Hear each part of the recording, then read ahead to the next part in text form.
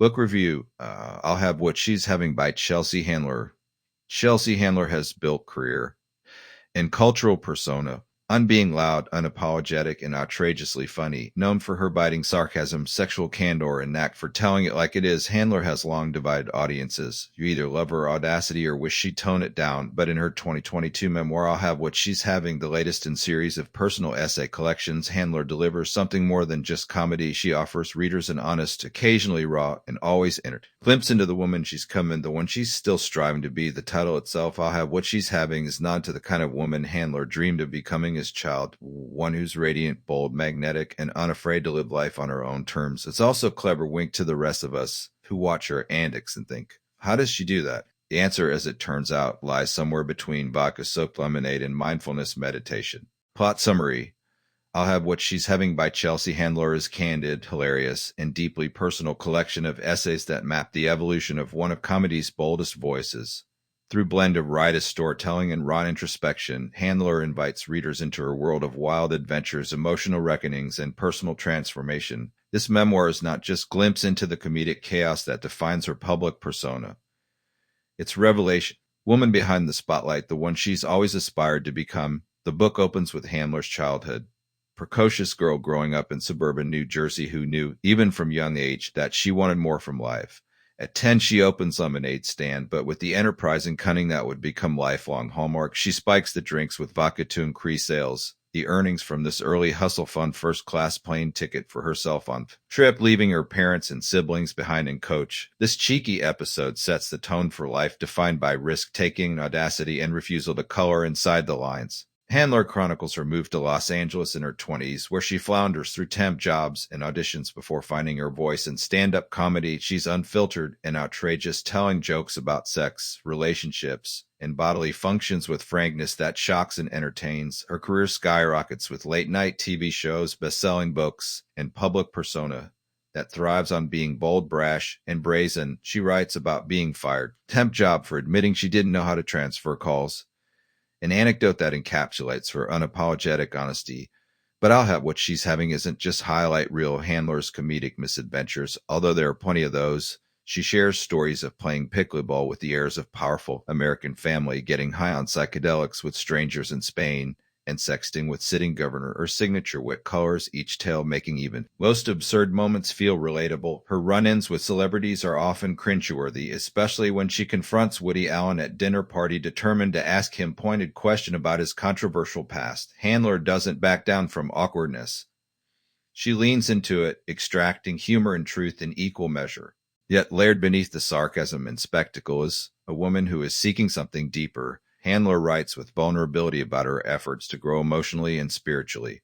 In essays about her family, particularly her siblings and late brother Chet, she reflects on grief, loyalty, and the evolving nature of familial love.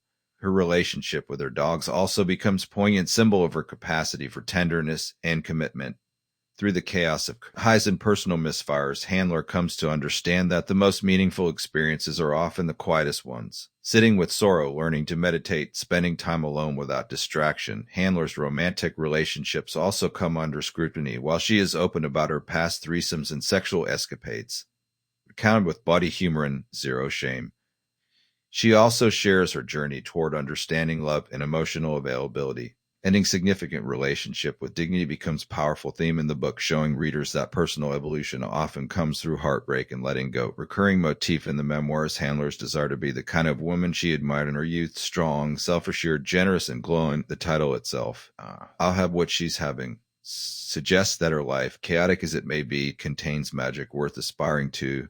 But Handler dismantles the perfection. Her confidence wasn't always natural. It was built brick by brick through therapy, introspection, and a willingness to fail publicly, and often she's willing to look foolish, to be wrong, to be messy. And in doing so, she models different kind of success, one rooted in authenticity. Handler's essays are as much about growth as they are about humor. She doesn't shy away from uncomfortable truths about her privilege, her mistakes, her fears, and the ways she's hurt or misunderstood people. In confronting these head-on, she opens space for readers to examine their own lives with more honesty and compassion. Throughout the book, Handler weaves in political and cultural commentary, especially around gender dynamics and the expectations placed on women. Her outspokenness, once seen purely as comedic shock value, takes on new depth as she explains how she learned to harness her voice not just for laughs but for advocacy. Whether addressing reproductive rights, racial justice, or the Me Too movement, Hand emphasizes the importance of showing up, not just for cause, but for oneself. Handler's evolution is perhaps best encapsulated in the essays that explore her solo travels. In these moments, far from the Hollywood spotlight, she is stripped of her usual crutches. She confronts silence, stillness, and solitude and comes to embrace them. These experiences allow her to rediscover who she is beneath the fame and controversy, leading her to the realization that self-worth isn't something that comes from external validation, but from honest with oneself. By the final chapters, Handler circles back to the little girl who spiked the lemonade. That girl is still there, mischievous and daring, but now she's tempered with insight, self-respect, and deep understanding of what it means to truly live on one's own terms. She's still lighting up rooms, but now she's illuminating her own path as well. I'll have what she's having is memoir that delights and disarms in equal measure. Chelsea Handler has work that is both love letter to her wild past and blueprint for emotional maturity. With biting humor, unflinching honesty, and unexpected grace, she shows that becoming the woman you always wanted to be is less about changing who you are and more about owning every part of your story. In the end, we don't just admire Chelsea Handler, we root for her. And yes, we want what she's having. A journey of reinvention. Handler style. The memoir kicks off with reflection on the young Chelsea. Clever, irreverent, and already scheming her way to the top. One of the opening anecdotes involves her childhood lemonade stand, which she famously spikes with vodka to increase profits. The profits? Fed on first-class upgrade during family vacation, while her parents and siblings sit and coach. Is seen as vintage Handler. Smart, bold, and a little shocking, but more than just tale of childhood mischief, it sets the tone for a larger theme. Self-invention. Chelsea wasn't born into the glamorous, chaotic, liberating life she now leads. She built it one outlandish moment at a time. Handler recounts her early days in Los Angeles with character, which she was fired from temp job for admitting she didn't know how to transfer a phone call. Career misstep that somehow feels more like badge of honor in her narrative. She was never meant for the cubicle, and this moment underscores her persistent belief that being true to herself was always going to matter more than being competent in someone else's world. Wild tales and celebrity run-ins. Fans of Handler's past books, My Horizontal Life, Are You There, Vodka? It's Me, Chelsea will recognize the body humor and outrageous storytelling she's come known for, from playing pickleball with heirs to American dynasties to tripping on psychedelics with strangers in Spain. These chapters are peppered with the kinds of stories that can only happen to Chelsea Handler, or perhaps only Chelsea would admit to him. She shares hilarious and awkward dinner with Woody Allen and, true to form, refuses to let him off the hook for controversial past. She sexted governor, had threesomes she's later dissected on national television, and continues to treat celebrity culture with mixture of irreverence and bemusement. What makes these anecdotes work, beyond their sheer entertainment value, is the way Handler situates them within broader journey of self-discovery. These aren't just stories about escapism or shock value.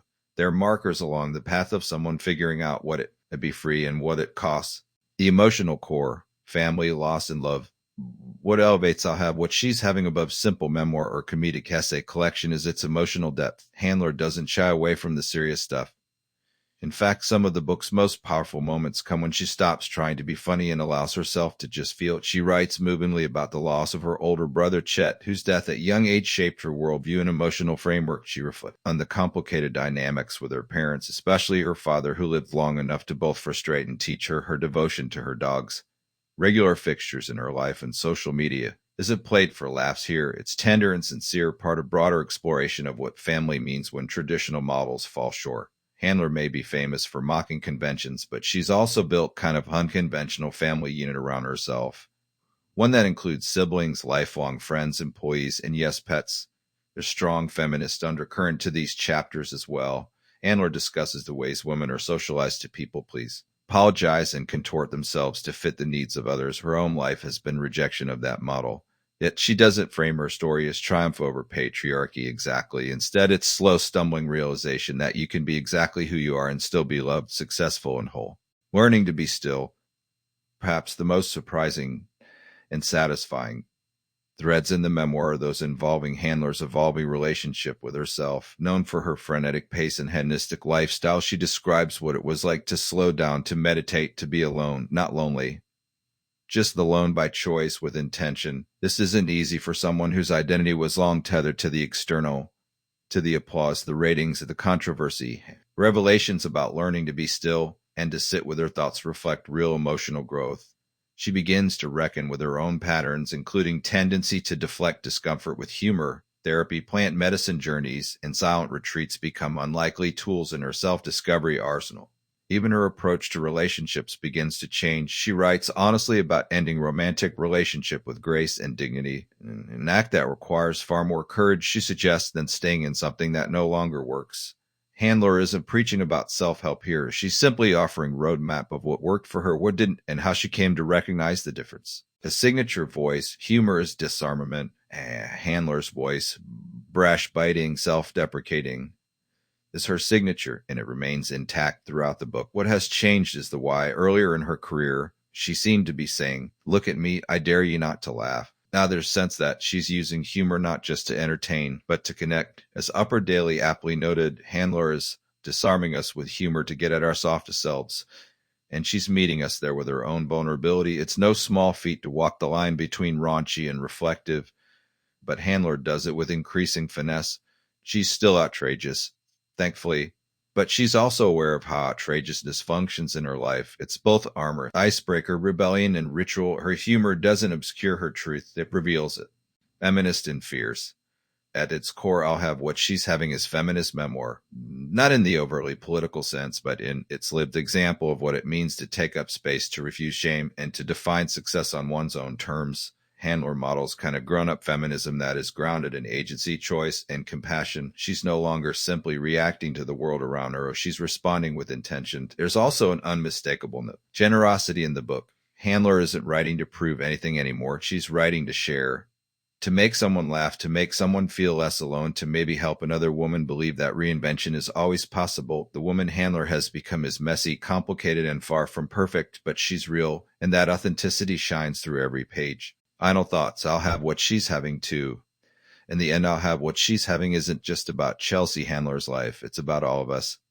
The parts we hide, the things we survive, and the joys we learn to claim. Through humor, heartbreak, and honest reflection, Handler offers more than just story of personal transformation. She offers mirror. Readers who come to the book expecting laughs won't be disappointed. Handler's comedic timing and absurdist world are sharp as ever, but what lingers long after the laughter is the memoir's emotional resonance.